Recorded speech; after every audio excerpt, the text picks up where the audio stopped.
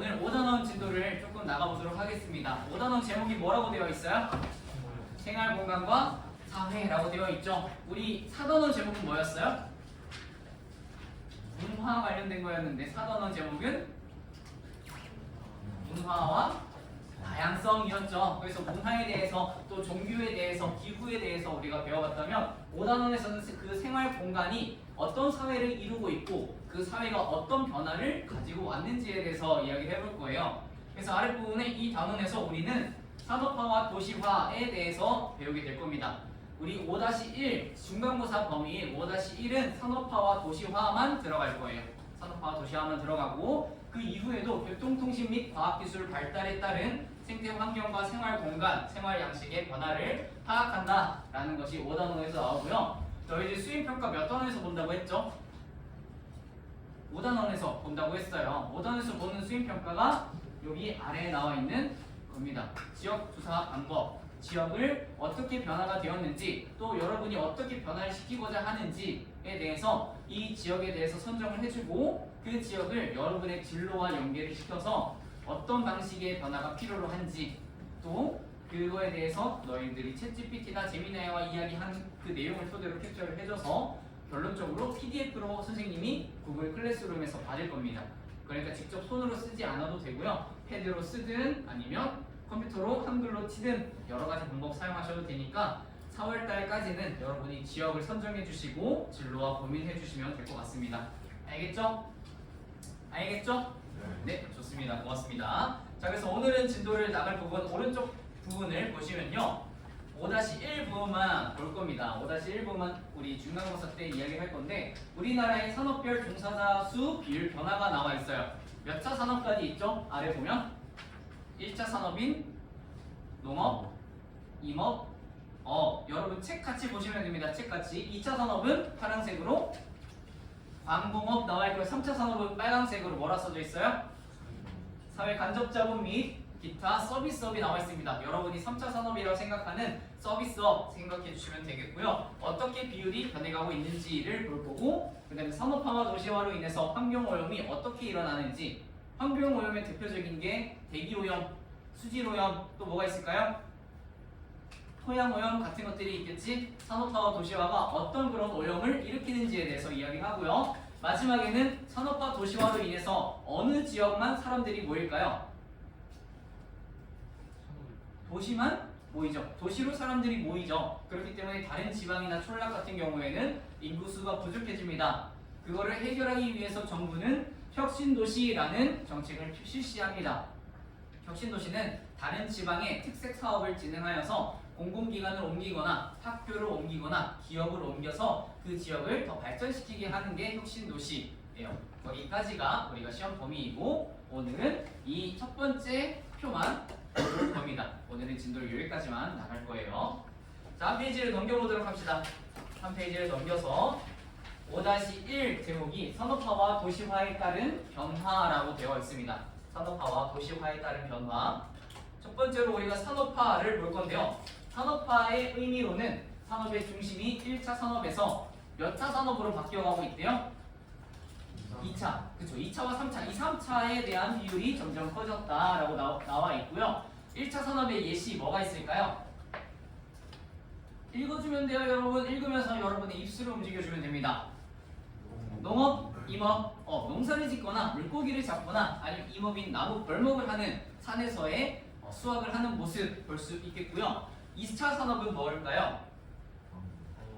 광업, 공업. 광업이라고 하는 것은 대표적으로 너희들 석탄 캐는 것 연상시켜주면 되고요. 공업 같은 경우에는 공업을 또 다른 말로 제조업이라고 이야기하는데 제조업이 공장에서 물건을 만들어내는 것을 제조업이라고 생각해주면 됩니다.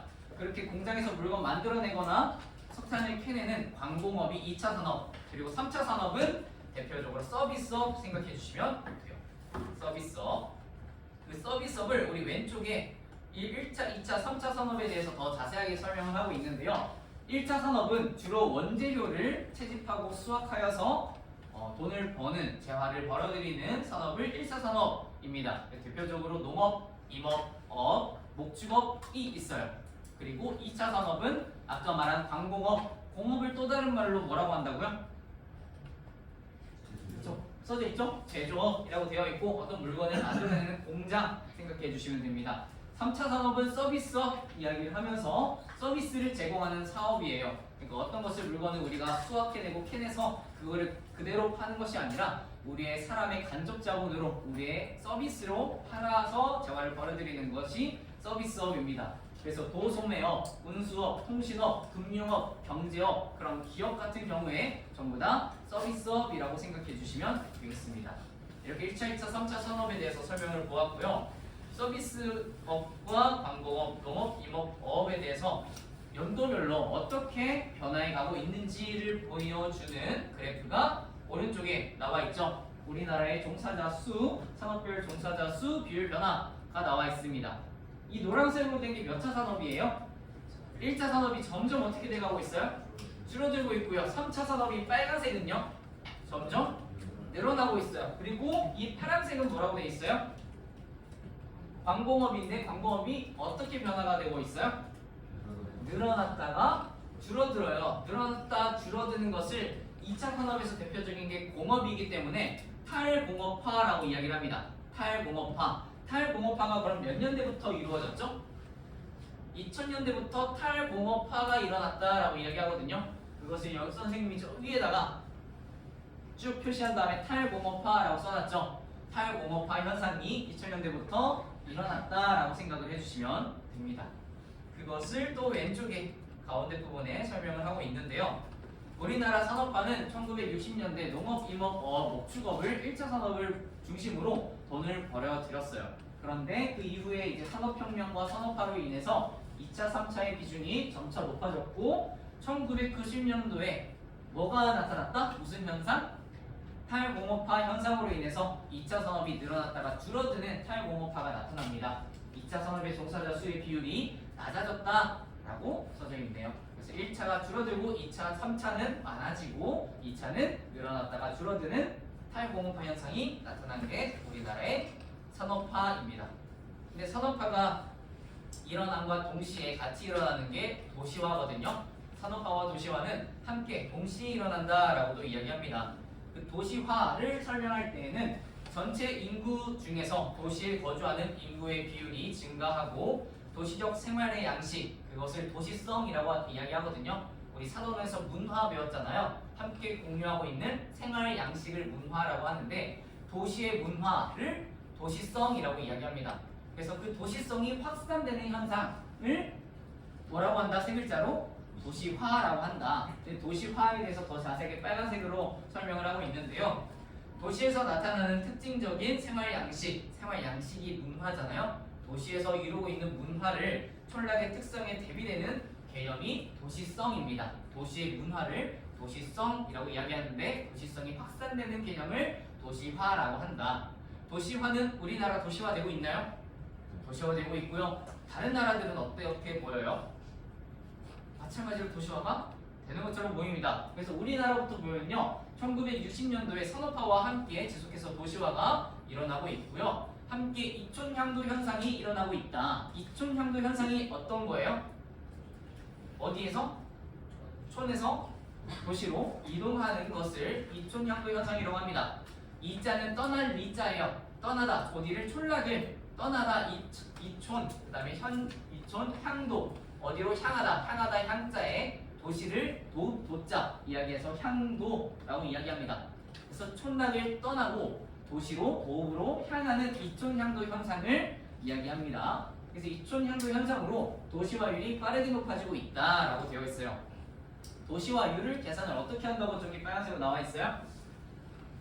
전체 인구수 분의 분자에는 뭐가 들어가야 될까? 도시 인구수를 해줘야겠죠. 그게 도시화율이겠지. 곱하기 100 하면 되겠고요. 그게 도시화율이다. 도시화율이 점점 더 높아지고 있다라는 걸 생각해 주시고요. 세계의 도시화율이 지속해서 높아지고 있고 선진국은 개발도상국에 비해 대체로 뭐의 비율이 높대요? 도시화율의 비율이 높다라고 되어 있습니다. 도시화율이 높다. 그 이유는 얘들아, 선진국은 대표적으로 뭐 미국, 중국, 또 영국, 일본, 파리 생각할 수 있겠는데 그 나라의 도시들 생각해 봅시다. 프랑스의 파리네요. 그쵸? 파리나 뉴욕이나 워싱턴이나 또 세계적인 도시들 있지. 세계적인 도시들의 사람들의 인구의 이동이 많아요, 적어요? 많아요, 많고요. 그 다음에 그곳에 인프라가 잘 되어 있나요, 안 되어 있나요?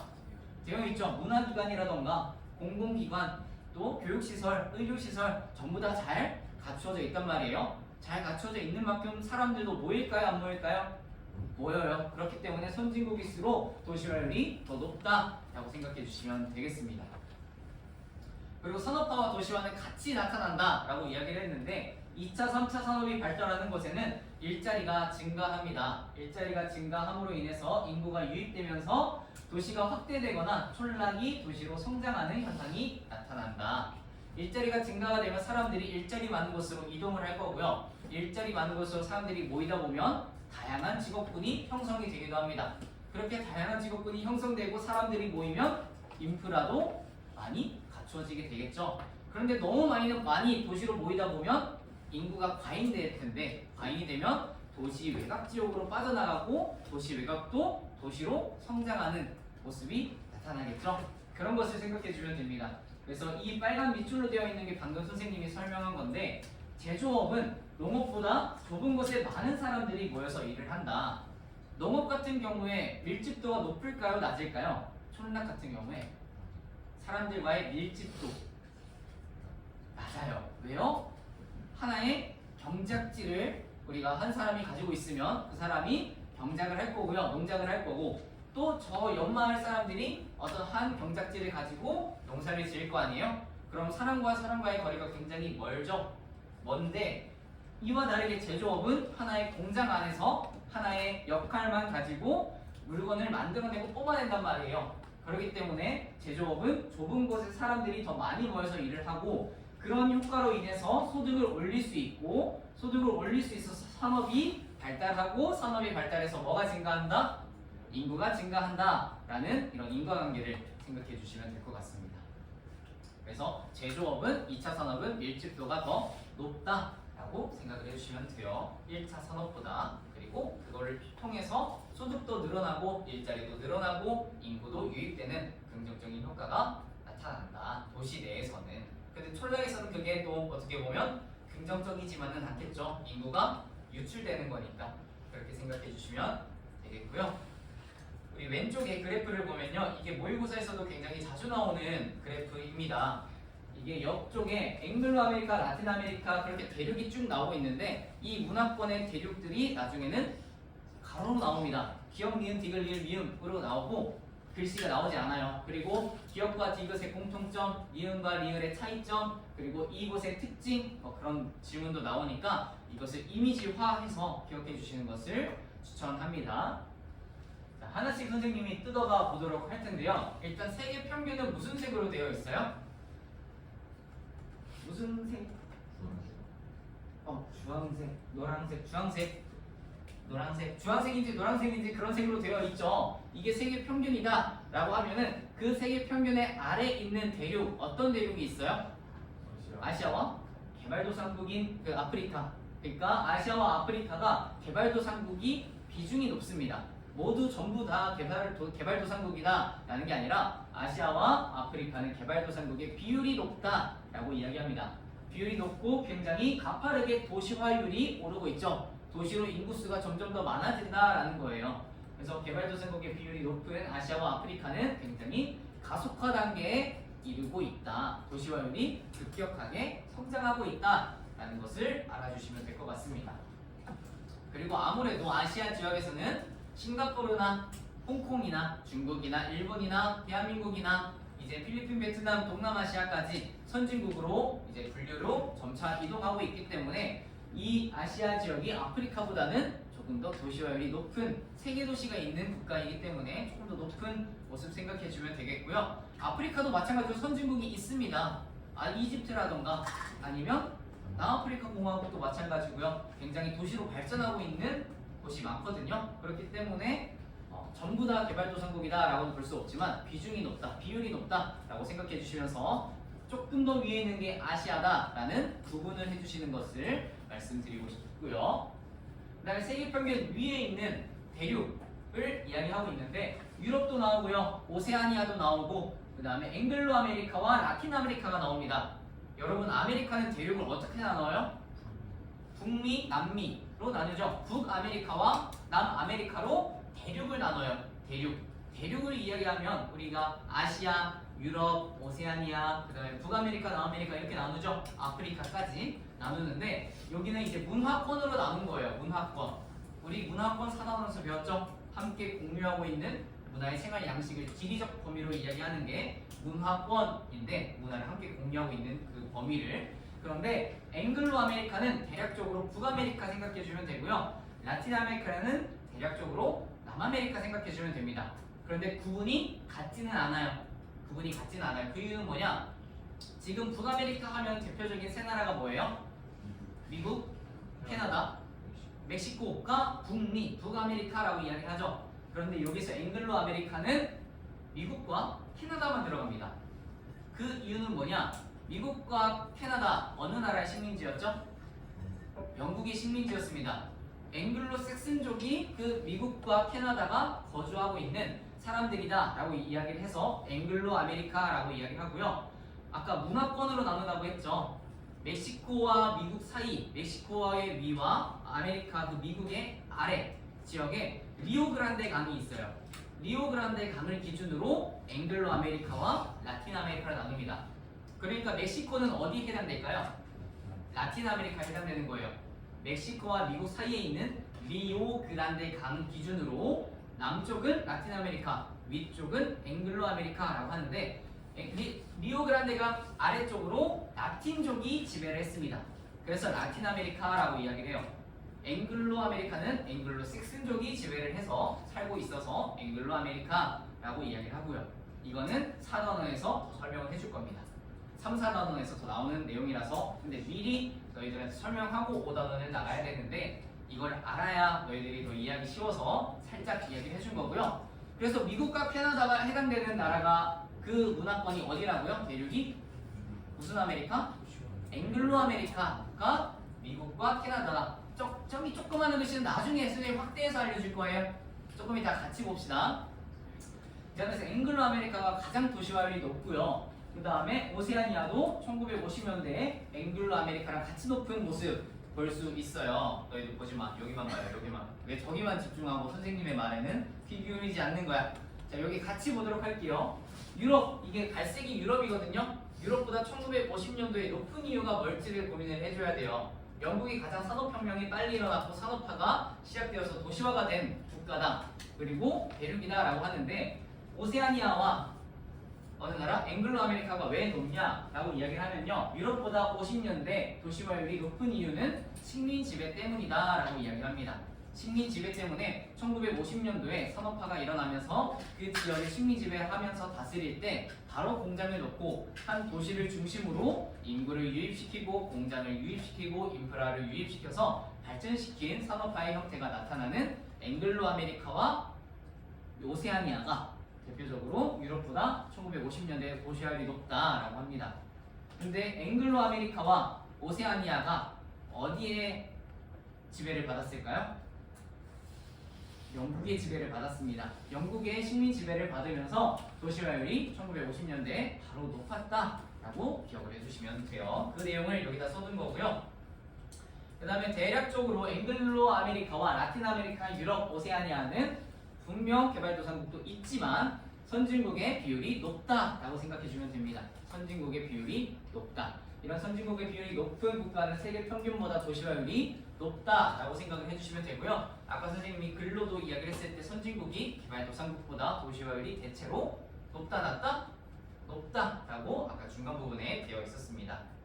그리고 특별히 라틴 아메리카를 이야기하고 있는데 라틴 아메리카는 멕시코를 포함해서 그 남쪽에 있는 아메리카를 생각해 주시면 되고요. 라틴 아메리카도 마찬가지로 포르투갈과 에스파냐라는 그 스페인 나라의 식민 지배를 받았어요. 라틴족의 식민 지배를 받고 라틴족들이 라틴 아메리카에 살고 있어서 라틴 아메리카라고 이야기를 합니다. 이 라틴 아메리카도 발전되지 못했는데 식민 지배를 통해서 도시화가 되었거든요. 산업화가 되었습니다. 그래서 경제 수준과 도시화가 나타나긴 하지만 가장 먼저 나타나는 게 도시화율입니다.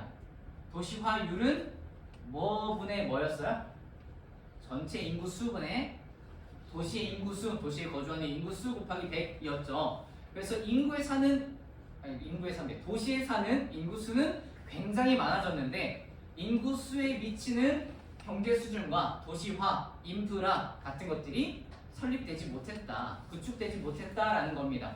사람들만 한 곳에 모아두고 도시로 모아두고 그 도시가 그만큼의 문화와 기술이 성장하지 못한 것을 이야기하는 게 라틴 아메리카입니다. 그래서 라틴 아메리카와 경제 수준과 도시화에 비해서 도시화율, 인구 수가 너무 많다라고 이야기하고요. 그것을 현상으로 이야기하는 게 과도시화입니다. 과도시화. 이제 보이죠? 과도시화라고 되어 있고요. 라틴 아메리카는 과도시화가 나타나는 대륙입니다.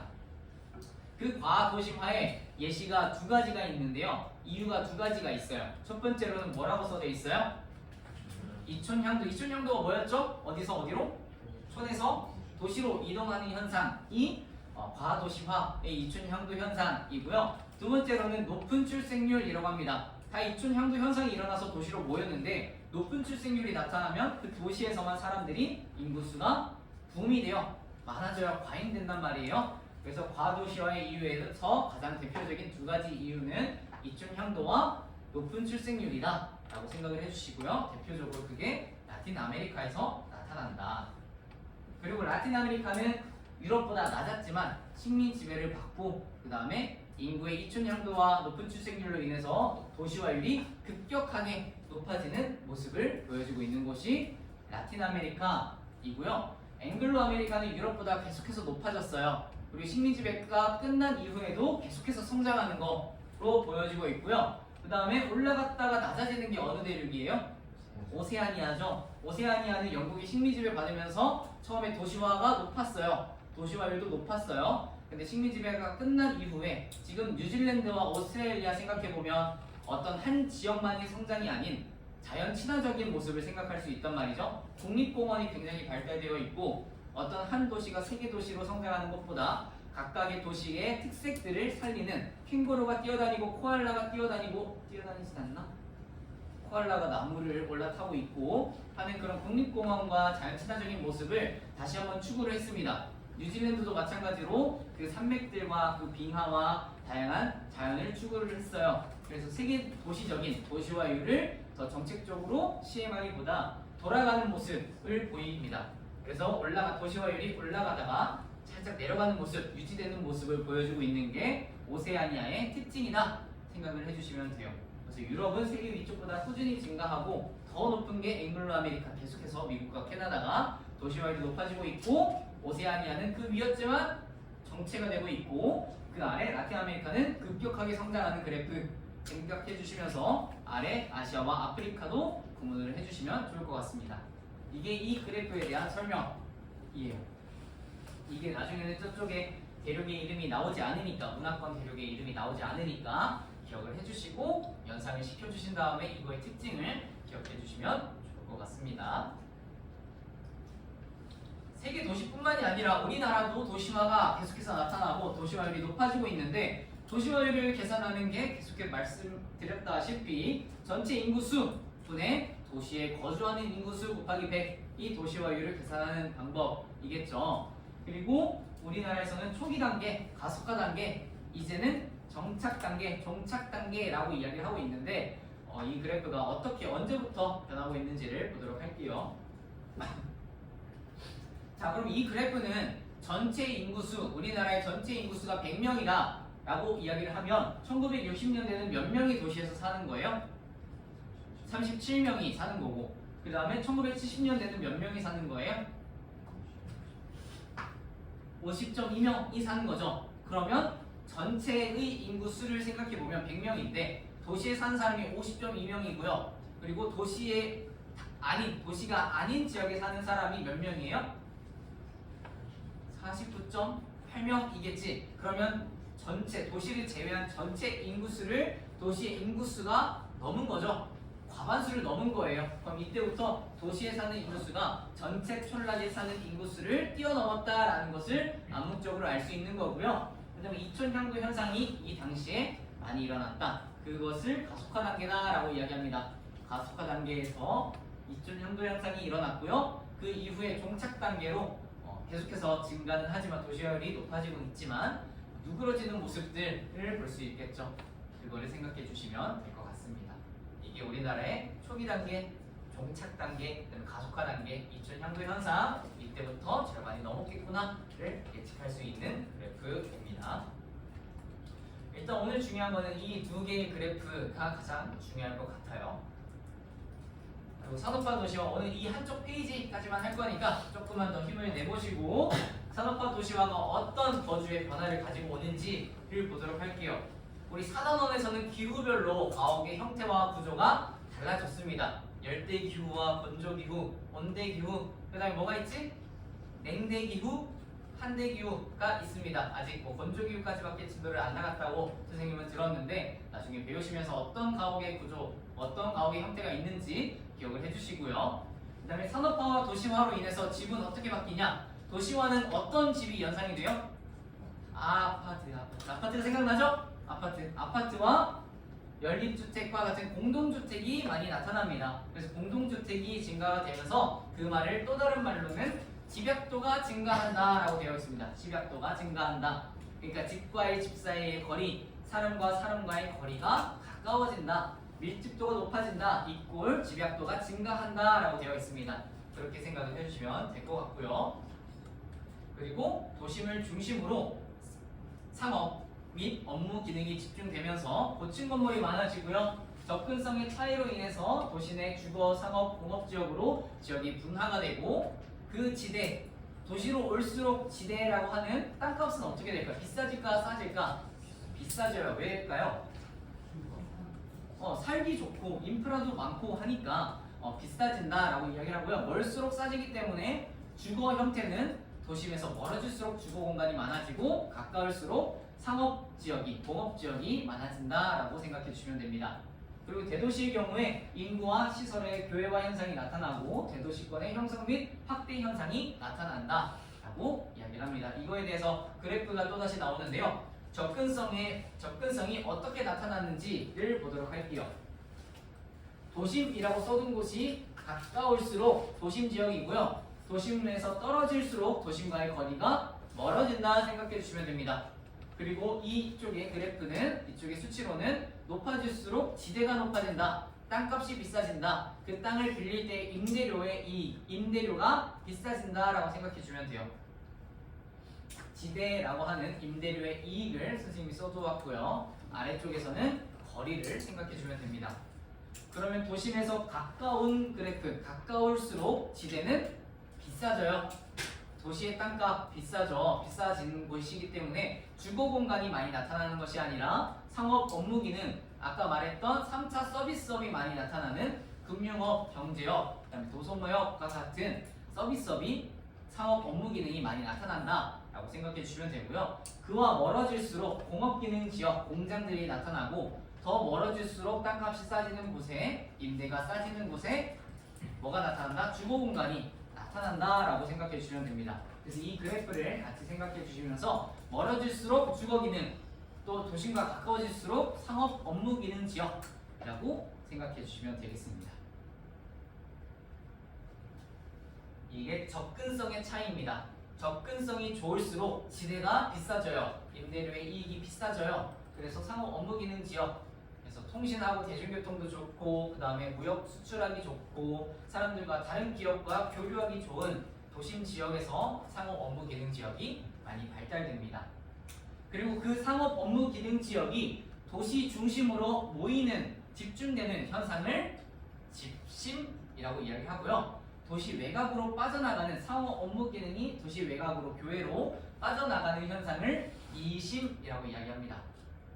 그래서 이제는 우리가 서울만 수도권이라고 하지 않고 도시라고 하지 않고 경기도까지 이제는 신도시 건설을 하면서 충청남도와 강원도까지도 많이 발전시키고 있는데 대략적으로 원래는 하남이나 성남, 판교, 남양주, 고양, 일산 같은 곳을 신도시로 건설을 했다면 이제는 파주나 평택, 충청남도, 또 충청도 쪽에 천안까지 이제 신도시를 건설하고 있단 말이죠. 아파트도 세우고 재건축을 하는, 재개발을 하는 모습을 보이고 있는데 낮과 밤의 인구 차이가 크다라고 이야기하는 것은 뭐냐면 지금 평택에 사는 사람을 이야기해 봅시다. 평택에 사는 사람이 서울로 출퇴근을 한다라고 생각을 해보면 낮에는 출근을 하겠죠. 출근을 해서 어디에 살까요? 서울이나 평택 중에 서울에서 살겠죠. 출근을 하니까 서울에서 근무를 할 거고요. 밤에는 퇴근을 해서 어디에서 잠을 잘까요? 평택과 같은 그런 집에서 잠을 자겠죠. 잠을 자겠죠. 그래서 낮에는 도시의 인구수가 많고 도시의 인구수가 밤에는 적어진다. 이렇게 낮과 밤의 인구 차이가 커진다. 낮과 밤의 인구의 갭 차이가 커지는 현상을 뒤에 5글자로 뭐라고 하죠? 인구 공동화 현상이라고 이야기합니다. 인구 공동화 현상이라는 게 낮과 밤의 인구 차이가 큰 것을 이야기합니다. 그래서 인구 공동화 현상은 낮과 밤의 출근과 퇴근으로 인해서 통학으로 인해서 낮과 밤의 인구 차이가 큰 것을 인구 공동화 현상이다 라고 이야기를 하고요. 여기서 나오는 교외화 현상이 있었는데 교외화 현상은 무엇이냐? 중심 도시의 인구와 기능 등이 교외 지역으로 이동하는 현상을 이야기하고요. 중심 도시에서 교외로 이동한 인구는 중심 도시로 통근하는 경우가 많다. 이것을 교외화라고 이야기합니다. 도시 외곽에 교외로 빠져나가는 그 이심 현상을 나타나는데 이심 현상과 함께 교외와 같은 뜻으로 생각을 해주시면 될 것 같습니다. 교외화 현상, 도시 외곽으로 빠져나가는 현상을 교외화 현상이라고 생각을 해주시고요.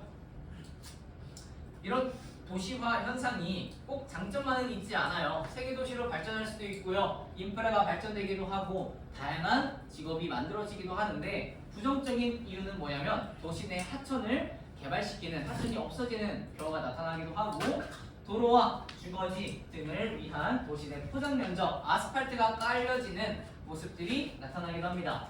그래서 결론적으로 어떤 공간이 감소가 돼요? 녹지 공간이 감소가 된다. 그래서 환경이 파괴된다라고 이야기를 하고요. 우리가 다음 시간에 배우겠지만 이런 도시화 산업화로 인해서 대기 환경, 또 수질 환경, 토양 환경 등들이 어떻게 오염이 되는지 그 순서들을 볼 겁니다.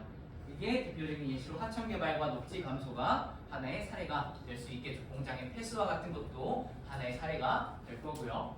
그래서 긍정적인 것도 있지만 부정적인 것도 있다라는 거고요. 긍정적인 것을 여기 아래 나와 있습니다. 부정적인 것도 같이 나와 있고요.